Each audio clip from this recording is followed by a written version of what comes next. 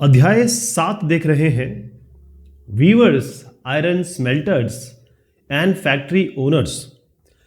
इसमें हम बुनकरों की बात करेंगे जो लोहा प्रगलन करते हैं, उनकी बात करेंगे, और जो फैक्ट्री के मालिक हैं उनके बारे में चर्चा करेंगे।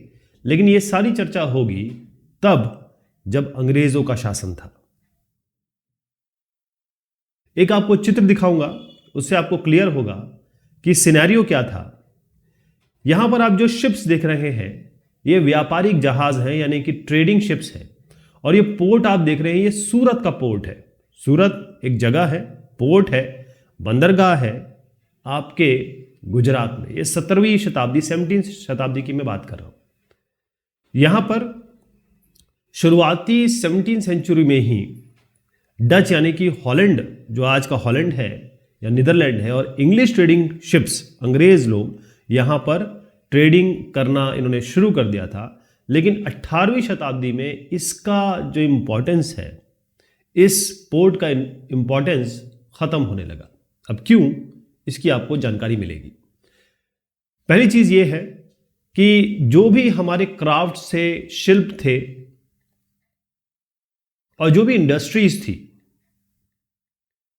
वो ब्रिटिश रूल के अंतर्गत उनमें क्या परिवर्तन आए। और दो इंडस्ट्रीज को हम देखेंगे, दो उद्योगों को हम खास तौर पे देखेंगे। एक हमारी है टेक्सटाइल्स, जिसके बारे में बहुत तफसील से बात करेंगे, और दूसरी हम बात करेंगे आयरन एंड स्टील, यानी लोहा और इस्पात उद्योग और कपड़ा उद्योग।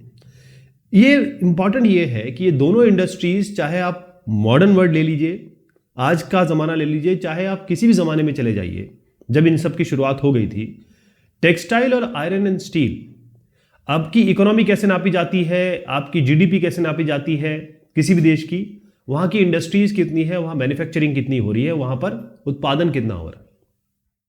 तो आजकल के जमाने में भी इन दोनों टेक्सटाइल की उतनी ही वैल्यू है जितनी पहले हुआ करती थी।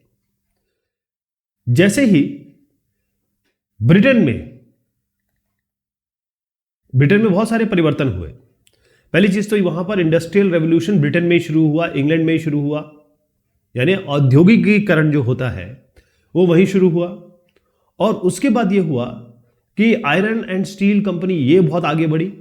और मैं आपको बताऊं, 1850 में एक ऐसा समय आ गया जब ब्रिटेन को पूरे विश्व का वर्कशॉप माना गया, क्योंकि आयरन एंड स्टील, लोहा इस्पात उद्योग ब्रिटेन में इतना ज्यादा बढ़ गया। मैं अभी ब्रिटेन की बात कर रहा हूं, हिंदुस्तान में नहीं आया हूं अभी। ब्रिटेन को पूरे विश्व का वर्कशॉप कहा गया। वर्कशॉप का मतलब होता है जहां पर लोहा इस्पात का काम होता है। तो हिंदुस्तान में क्या हुआ, अब ब्रिटेन की कॉलोनी थी इंडिया, है ना। इंडिया क्या थी, ब्रिटिश ही कॉलोनी तो थी। तो किस तरीके से ईस्ट इंडिया, उस जमाने में मैं किसकी बात कर रहा हूं, ईस्ट इंडिया कंपनी की। ईस्ट इंडिया कंपनी के कुछ हित थे, इनके कुछ अपने इंटरेस्ट थे। और पहली तो इन्होंने काम क्या किया कि हिंदुस्तान की टेरिटरीज या कहें भूभागों को कब्जा किया, क्योंकि उनके व्यापारिक हितों की रक्षा करनी थी। और ब्रिटेन को रिप्रेजेंट कर रहा था हिंदुस्तान में ईस्ट इंडिया कंपनी, क्योंकि जो एम्प्रेस थी उसने कह दिया था कि हमारे ब्रिटेन का जो ईस्ट भाग है वो सारे का सारा जो भी व्यापार होगा वो ईस्ट इंडिया कंपनी करेगी, कोई कंपटीशन में नहीं आएगा, राइट। तो किस तरीके से हमारा पैटर्न चेंज हुआ, यानी कि हमारा हिंदुस्तान में जो ट्रेड होता था, व्यापार था, कैसे चेंज हुआ वो देखना पड़ेगा हमें। कंपनी क्या कर रही थी, कंपनी हिंदुस्तान से सामान खरीदती थी। और हिंदुस्तान से, ये मैं आपको बता रहा हूं, लेट 18 सेंचुरी, यानी आप 1750 के बाद की बात कर रहा हूं मैं आपसे। 1750 की बात यह है कि ईस्ट इंडिया कंपनी हिंदुस्तान से सामान खरीदती थी और वो ले जाके इंग्लैंड में, क्योंकि ब्रिटेन में उसका कच्चा माल ले जाती थी, या पका हुआ माल ले जाती थी, बना हुआ माल ले जाती थी। और दूसरा वो यूरोप में ले जाती थी, क्योंकि अगर आप देखेंगे इंग्लैंड जो है यूरोपियन संघ का ही तो हिस्सा था। अभी ब्रेक्सिट चल रहा है, तो यहां यूरोप है, तो यहां बेचती थी, यहां बेचती थी, दोनों जगह बेचती थी। और उसके थ्रू ईस्ट इंडिया कंपनी अच्छा खासा मुनाफा कमाती थी। और अगर कोई मुनाफा नहीं करेगा तो वो ट्रेड नहीं करेगा, वो वाला ट्रेड नहीं करेगा, वो वाला काम नहीं करेगा। और हिंदुस्तान से इतना ज़्यादा मुनाफा मिल रहा था, इसीलिए हिंदुस्तान की फिर उन्होंने कब्जा किया, सरकार उनकी बन गई, या सरकार एक तरीके से ब्रिटिश सरकार हो गई। ओके, अब इसके अलावा एक और चीज हुई, जो ब्रिटेन के यहाँ जो इंडस्ट्रियलिस्ट थे बड़े बड़े, उन्होंने कहा यार हिंदुस्तान तो बहुत बड़ा देश है और वहाँ के लोग अभी उनको ज़रूरत है चीज़ों की, तो हम अपने यहाँ से मैन्युफैक्चर्ड करेंगे, मैन्युफैक्चर गुड्स, या कहेंगे कि हम यहाँ से चीज़ें बनाएंगे और क्यों ना हिंदुस्तान में जाके इसको बेच दिया जाए। तो एक तरीके से पूरे इंग्लैंड का जो भी सामान बन रहा था, मैक्सिमम सामान इंडिया आ रहा था, क्योंकि इंडिया में इसकी ज़रूरत थी, या ये कहें कि इंडिया में इसकी ज़रूरत महसूस कराई गई और फिर इसे बेचा गया। तो जब हिंदुस्तान में, ये इंडिया है, यहाँ के लोग हैं, मान लीजिए ये वास्तुकार है, ये शिल्पकार है, ये काम कर रहा है, और बाहर का सामान आएगा यहाँ बिकने के लिए, तब क्या होगा? और ईस्ट इंडिया कंपनी राज भी कर रही है, वो अपने हितों की रक्षा भी कर रही है, यानी कि उसको तो प्रॉफिट चाहिए, उसको क्या मतलब आपसे। तो उसको समझेंगे कि भाई हुआ क्या। यहां पर मैं जो आपको चित्र दिखाने की कोशिश कर रहा हूं, ये ब्रिटेन का चित्र है, इंग्लैंड का चित्र है, और ये उस जमाने की बात कर रहा हूं जब लोहा इस्पात उद्योग शुरू हुआ था वहां पे। मैंने आपसे कहा था कि दो चीजों की बात करेंगे, दो उद्योगों की बात करेंगे, एक तो टेक्सटाइल इंडस्ट्री, एक आयरन एंड स्टील जो उद्योग है उसकी बात करेंगे। तो टेक्सटाइल इंडस्ट्री से शुरू करते हैं। आपको बताऊं, हिंदुस्तान का जो इतिहास है बड़ा स्वर्णिम है। मैं 1750 पे अगर आपको ले जाऊं, उसके पहले ही, ठीक, इससे पहले कि ब्रिटिशर्स ने वाकई में बंगाल पे कब्जा किया, क्योंकि बंगाल पे कब्जा करने के बाद फिर तो असली चीज़ हो गई कि भाई कलकत्ता राजधानी बनी, और उसके बाद जो उन्होंने कंट्रोल किया वो तो खैर सब जानते हैं, वो हम पिछले डिस्कशन में देख चुके हैं। लेकिन कब्जा करने के बाद पहले ही जो बंगाल था, वो विश्व में, हिंदुस्तान और बंगाल, खास तौर पे बंगाल, ये पूरे विश्व में, मैं केवल आसपास की बात नहीं कर रहा हूं, पूरे विश्व में सबसे बड़ा उत्पादक था कॉटन टेक्सटाइल का, सूती वस्त्रों का। कॉटन टेक्सटाइल का सबसे बड़ा उत्पादन, या कहें पूरे देश में का उत्पादन बहुत ज्यादा था, उसमें मेन पार्ट था बंगाल का। क्यों? अब ये पूरे विश्व में क्यों ये कहीं विश्वविख्यात था या प्रसिद्ध था, क्या कारण है उसका? उसका कारण ये है कि एक तो इसकी क्वालिटी बड़ी मस्त, बहुत शानदार, यानी कि फाइन क्वालिटी, महीन, सुंदर, और इसके अलावा इस पे जो कशीदाकारी होती थी, जो इस पे काम किया जाता था, जिसे हम क्राफ्ट्समैनशिप कहते हैं, CNP कर देता हूं, इसमें जो काम होता था ना, वो आपको कहीं और नहीं मिलेगा। और उस जमाने में इसका इतना ज्यादा ट्रेड था। मैं आपको बताऊंगा कि अगर अब ये एशिया है, ठीक, ये पूरा एशिया है, तो वेस्ट एशिया, ये पूरा भाग जो हिंदुस्तान के एकदम, ये हिंदुस्तान है ना, यहां वेस्ट एशिया, ठीक है, सेंट्रल एशिया, वेस्ट एशिया और साउथ ईस्ट एशिया। हमें साउथ एशिया, ये पूरे एशिया में ऑलमोस्ट जो जहां जहां हिंदुस्तान की पकड़ थी या फिर उसका अप्रोच था, वह हर जगह ये काम होता था, यानी कि ये कपड़े जाते थे और बड़ी मांग थी। बल्कि आपको मैं बताऊंगा, जावा, सुमात्रा और पेनांग स्पेशली नाम लिखे गए हैं यहां पर। देखिए, साउथ ईस्ट एशिया में जावा, सुमात्रा, पेनांग, ये आपको जानना जरूरी है। हिंदुस्तान ये है, ठीक है, ये अपना इंडिया दिख रहा है आपको। यहां पर आइए, ये जावा क्या हो गया, ये इंडोनेशिया, सुमात्रा और पेनांग। पेनांग कहां हो गया, ये मलेशिया, सिंगापुर आप देख रहे हैं। तो ये इलाकों में बड़ा जबरदस्त इसकी मांग थी और भेजा जाता था। अब हुआ ये कि उससे बहुत पहले की बात अगर मैं ले जाऊं, मैं 16वीं शताब्दी की बात आपको ले जा रहा हूं। यहां पर जो यूरोपियन कंपनीज थी, वो तो खुद ही आके ये टेक्सटाइल खरीदती थी हिंदुस्तान से और जाके बेचती थी और बड़ा अच्छा प्रॉफिट भी कमाती थी। तो यहां पर एक चित्र दिखाने की इन्होंने कोशिश की है, वो है ये पटोला, प्रॉपर पटोला, नखरा है, स्वैग, उस तरीके की कुछ बात समझ लीजिए आप। देखिए, ये जो पटोला कपड़ा है, ये पटोला वीविंग है, बुनकरी है, ये मिड 19th सेंचुरी की बात हो रही है, 1850 के करीब की बात हो रही है। और पटोला जो है ये किस किस जगह पे होता था, मैं आपको जगह दिखाऊंगा। एक सूरत है, एक अहमदाबाद है, एक पाटन है। ओके, सबसे बड़ी बात यह है कि इंडोनेशिया में इसकी बड़ी इज्जत थी, बड़ा रिगार्डेड था और बहुत मांग थी इसकी। और आपको जान के खुशी होगी कि इंडोनेशिया का जो परंपरागत बुनकरी है, लोकल वीविंग है, उस ट्रेडिशन में ये आ गया। अब वहां पर पटोला की बुनकरी उनके परंपरागत यानी जैसे कल्चर में आ चुकी है। तो मैं आपको ये जगह, ये देख रहे हैं आप कितनी शानदार काम हुआ है। तो पटोला मैं आपको दिखा रहा हूं, सूरत, अहमदाबाद और पाटन, कहां बताया मैंने? ये पाटन हो गया, ये अहमदाबाद हो गया, ये सूरत हो गया। पाटन, अहमदाबाद, सूरत। अच्छा, ये चित्र जो दिखाता है वो प्लेन वाइट, जो बिल्कुल वाइट सूती कपड़ा बन रहा है। चेक्स और स्ट्राइप्स वाले कपड़े जहां बन रहे हैं वो सब दिखाया गया है। शीन्स, इसके बारे में मैं चर्चा करूंगा अभी। सिल्क, यानी कि हम रेशम की बात कर रहे हैं। तो ये इलाका सबसे इंपॉर्टेंट है, ये और ये। क्यों है? उसका कारण क्यों है? यहां क्यों नहीं है और यहां क्यों है? यहां से तो आपके जो जमीन के रास्ते, रोड के रास्ते चीजें जाती थी। यहां पर शिप के रास्ते, यहां से शिप के रास्ते, यहां से शिप के रास्ते, यानी पानी के रास्ते, इसलिए इतनी फेमस जगह हुई। तो आप समझ गए पटोला कहां होता था। ऐसे हर एक के नाम मैं एक एक करके लूंगा जहां जहां इसकी जरूरत होगी। अब बात आती है कि यूरोपियंस को पता कैसे चला कि भाई हिंदुस्तान का कपड़ा इतना बेहतरीन है और यूरोपियंस क्यों चले आए यहां पे, और उसके बाद क्यों पीछे इंग्लिश आए, और फिर जो कहानी हुई वो तो आपको पता है। तो यूरोपियन ट्रेडर्स जो थे उनको सबसे पहले जो सूती कपड़ा है, कॉटन क्लॉथ, हिंदुस्तान का, कहां का? इंडिया का, वो इंडिया में नहीं दिखा उनको, वो इंडिया थे ही नहीं। उन्होंने देखा कि जो अरब मर्चेंट्स हैं, अरबी जो व्यापारी हैं कपड़ों के, मोसुल में, अब मोसुल कहां है? आज भी इराक में ही है। वहां पर इन कपड़ों को देखा इन्होंने। मैं आपको दिखाता हूं, ये इराक है, ठीक है, और ये आपका मोसुल है, और यहां पर आपके अलग अलग गल्फ है, और यहां से ये लोग जो ट्रेड करते थे, और यहां के हिसाब से मोसुल में इन्होंने सबसे पहले ये कपड़ा देखा। और ये कपड़ा ऐसा था कि एक आप अपने उंगली की रिंग निकाल लीजिए और रिंग में ये कपड़े को आप भेजिए तो पूरा कपड़ा पास हो जाता था। तो इतना शानदार क्वालिटी का था। तो ये मोसुल के नाम पे इनको जो कपड़ा दिखा, इन्होंने इसका नाम रख दिया मुस्लिन। क्या लिखा? मुस्लिन या मसलिन। नाम याद रहेगा, मुस्लिन या मसलिन। हमारे यहां इसको क्या कहा जाता है? मलमल, मलमल, ठीक। मुस्लिन या मलमल एक ही है, ध्यान रखिएगा। और उसके बाद क्या हुआ, कैसे नाम और चेंज हुए?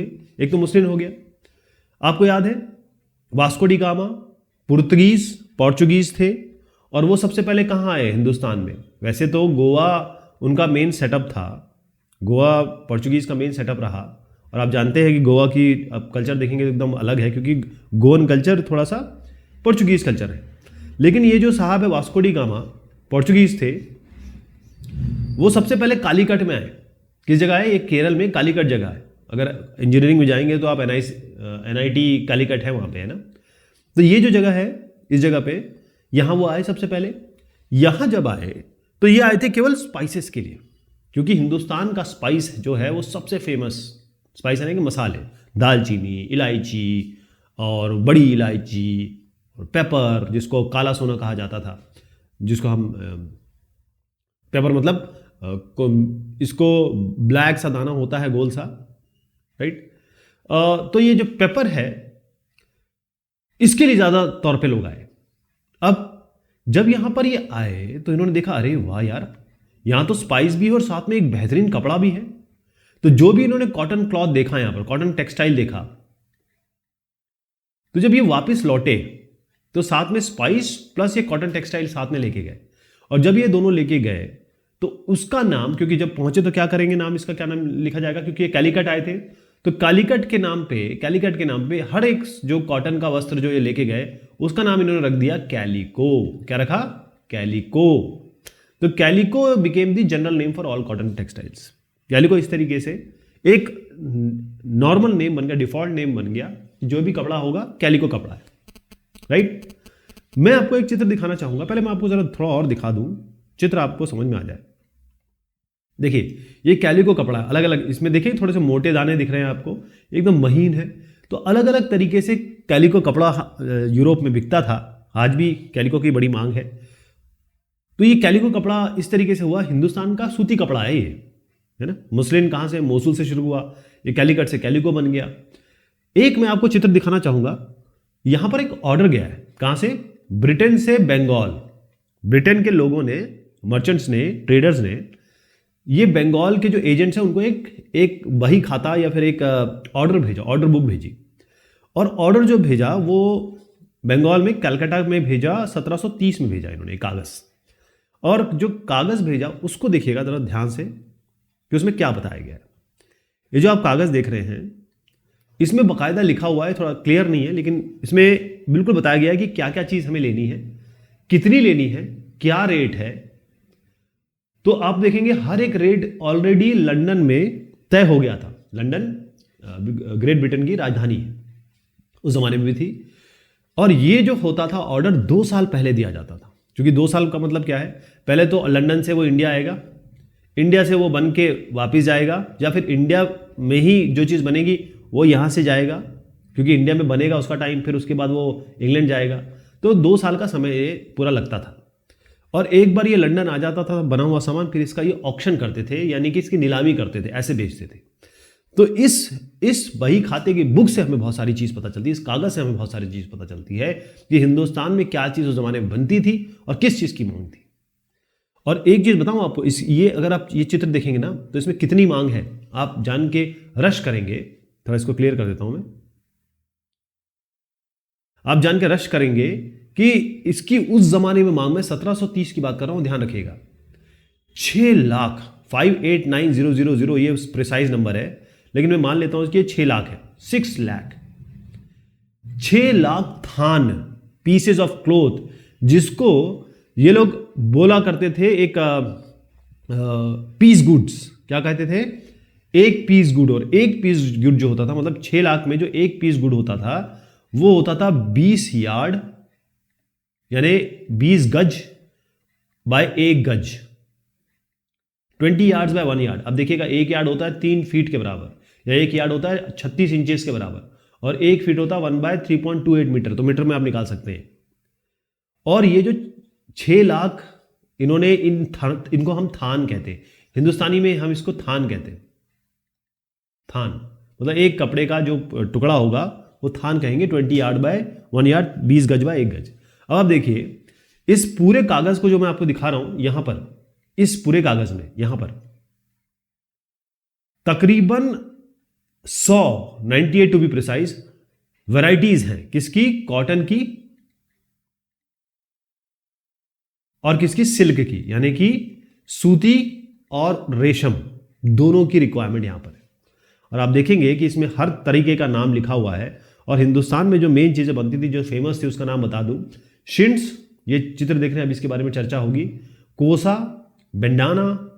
अच्छा, कई जगह ऐसा होता था कि भाई ये नाम नहीं बने थे, तो जिस जगह से पैदा होता था, जिस जगह पे बनता था, उसके नाम से चलता था कपड़ा। कासिम बाजार का कपड़ा, पटना का कपड़ा, कलकत्ता का कपड़ा, उड़ीसा का कपड़ा और चारपुर का कपड़ा। ये कासिम बाजार और चारपुर, ये दोनों की दोनों बंगाल में थे उस जमाने में। कुछ इसमें अभी इंडिया में रह गए, कुछ चले गए बांग्लादेश में। तो ये कासिम बाजार और चारपुर अगर आप ढूंढेंगे तो आपको मुश्किल से मिलेगा। मैं बता दूं कि ये सारे यही इलाका है। ओके, और बल्कि ये इसको मैंने इसलिए इलाका किया क्योंकि पटना भी यहीं आ रहा है, कलकत्ता भी यहीं आ रहा है, उड़ीसा भी यहीं आ रहा है ना। सारे के सारे ये इलाका बड़ा फेमस था।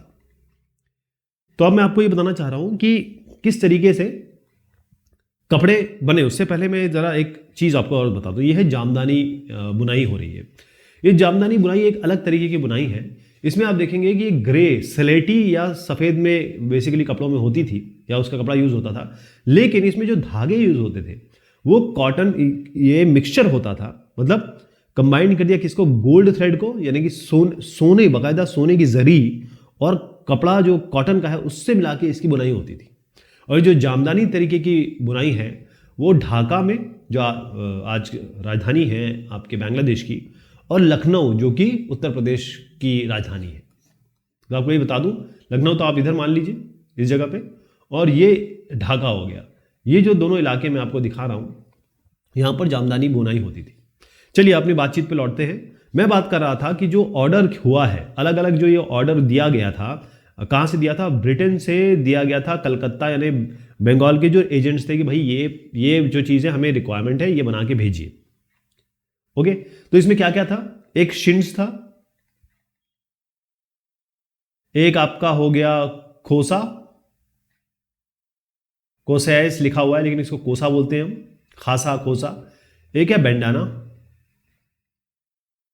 ये अब आपको पता है ये नाम कहां से आए हैं? ये छिंट्स जो नाम आता है छींटे से आया है। अगर आप पानी के छींटे किसी के मुंह पे मारते हैं सुबह उठाने के लिए, वो छींटे होते हैं ना, ऐसी इसी तरीके से नाम आया है। होता ये था कि एक कपड़ा है, और उसमें बहुत छोटे छोटे डिजाइन होते थे। और किसके डिजाइन होते थे? फ्लावर्स के, फूल पत्ती के, प्लांट्स के। तो कलरफुल फ्लावरी मतलब फ्लावर और पत्तों का एक बहुत अच्छा सुंदर छोटे छोटे छोटे छींटों की तरह कपड़ों में ये चस्पा कर देते थे। तो उसको इन्होंने शिंट्स नाम रखा, क्योंकि यहां पर इसको छींटे कहा जाता था। छींटा, छींटा मारा है आपने, जैसे पानी का छींटा मारते हैं उस तरीके का, तो इसलिए इसका छींटा नाम पड़ा। और आप जान के आपको अचरज होगा कि 1680 की मैं बात बता रहा हूं, इतना ज्यादा इस कॉटन टेक्सटाइल, इस इंडियन कॉटन टेक्सटाइल का यूरोप और इंग्लैंड में इतना ज़्यादा इसका यूज़ होने लगा, क्योंकि एक तो फ्लावर का डिज़ाइन था, बहुत पसंद आता था, टेक्सचर बहुत बढ़िया था, मतलब फाइन क्वालिटी, हाथ लगाएं तो हाथ एकदम चिकने की तरह आगे चले जाए। और दूसरा रिलेटिव थोड़ा सा चीप भी था, थोड़ा सस्ता भी था। तो इसको केवल रईस लोग नहीं पहन रहे थे, केवल रिच नहीं पहन रहे थे, बल्कि जो इंग्लैंड की राजधानी, जो क्वीन थी, इंग्लैंड की जो महारानी थी, वो भी इसी कपड़े को पहनती थी, इसी इंडियन फैब्रिक को पहनती थी। सोचिए। अब एक आध दो ले लेते हैं, इसमें बंडाना की भी बात कर लेते हैं। बंडाना जो है वो क्या होता है? बंडाना होता है कि अगर एक आदमी है, वो सर पे बांध ले यूं करके, या इसको गांठ बांध ले, या गले में बांध ले, इस तरीके से ऐसे कपड़ा ले, ठीक है, इसको रोल करे, ऐसे यूं बनाए और इसको रोल कर ले यहाँ पे, तो इसी को बंडाना कहते थे। अब ये बंडाना कहाँ से आया? ये बंडाना जो शब्द आया है ना, आपको साड़ी बांधना पता है, साड़ी बांधना, लुंगी बांधना, तो ये जो बांधना शब्द है, ये तो छींट से आया। हिंदी में लिखा मैंने कहीं, क्या लिख देता हूं, ये तो छींट से आया। ये बांधना जो है, बांधना शब्द से आया बैंडाना, और बैंडाना शब्द से आज ये फेमस है। ऐसा कपड़ा, छोटा कपड़ा, जिसको आप सर पे बांध सकते हैं स्कार्फ की तरह, या गले में बांध सकते हैं। तो ये मैं आज जो चित्र दिखा रहा हूं, ये वाला बैंडाना है। और आप देखेंगे कि ये मैं अर्ली 20वीं शताब्दी की बात कर रहा हूं, यानी 1900 के ऊपर, 1920 के करीब बात समझ लीजिए आप देखेंगे यहां पे ये tie and dye method use हो रहा है। यानी क्या करते थे, ये पहले इसको बांध देते थे, यानी आपने एक कपड़ा लिया, इसको यूं करके एकदम छोटा कर लिया, है ना, ऐसे करके, फिर इसको यहां बांध दिया, यहां बांध दिया, यहां बांध दिया, और उसके बाद इसको कलर कर दिया। तो जहां जहां बांध दिया वहां कलर नहीं आएगा, जहां जहां नहीं बांधा वहां कलर आ जाएगा। तो इस तरीके से एक डिजाइन बन जाएगा। फिर इसको जोड़ देंगे, यहां पर एक बाकायदा जोड़ा गया है, हमेशा जोड़ना नहीं होता है इसमें, ये जो चित्र देख रहे हैं उसमें जोड़ा गया है। यहां पर इन्होंने गोल्ड का धागा यूज किया है और उससे इसको बांधा है। और खासतौर पे राजस्थान और गुजरात में ये बनाया जाता था बंडाना। तो राजस्थान गुजरात आपको दिखाता हूं, ये एरिया जो है, ये राजस्थान हो गया, गुजरात हो गया, इस एरिया में इसको बनाया जाता था। ठीक है। अब यहां पर जो चित्र है, ये है छींट का चित्र। और सबसे बड़ी इंपॉर्टेंट बात है कि जो मसूलीपट्टनम है, मछलीपट्टनम, आंध्र प्रदेश, वहां पर ये जो छींट का काम है वो बहुत बढ़िया होता था। और ईरान और यूरोप, वहां पर ये एक्सपोर्ट भी होता था। तो मैंने जैसे बताया, बांधना यहां से आया है, बांधने से। और जो बाकी क्लॉथ है, कई बार ये जैसे छींट, कोसा या फिर भंडारा नहीं है, तो उस जगह के नाम से फेमस था कि जहां पर ये बनते थे।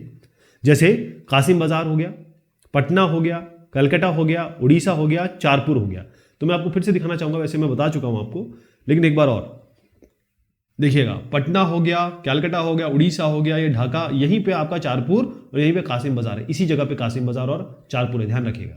तो इन सारी जगह के नाम से जाना जाता था।